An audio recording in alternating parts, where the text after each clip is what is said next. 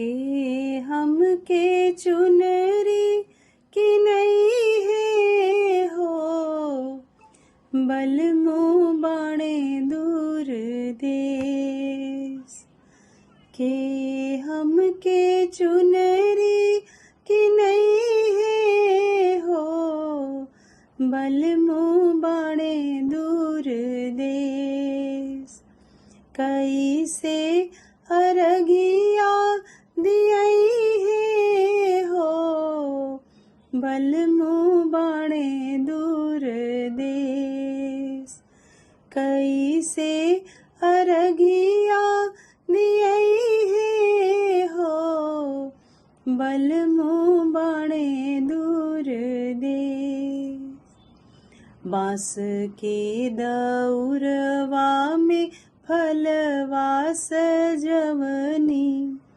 ठेकुआ बनवनिया पुरिया पकवनी। बांस के दौरवा में फूलवा सजवनी, ठेकुआ बनवनिया पुरिया पकवनी।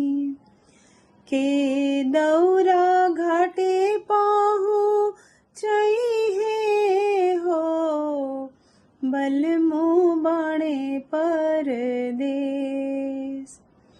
के दौरा घाटे पाहु चाहिए हो, बलमो बाणे परदेश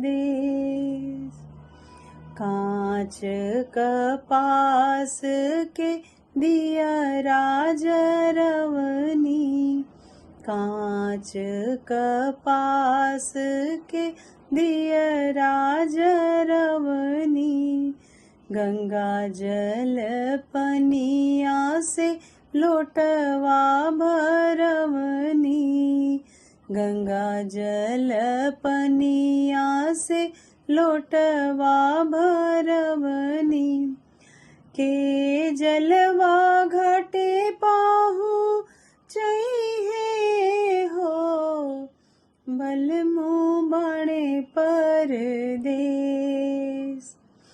के हम के चुनरी की नहीं है हो, बलमो बाणे दूर देश कैसे अरगिया दियई है हो, बलमो बाणे परदेश। छठ पर्व की हार्दिक शुभकामनाएं।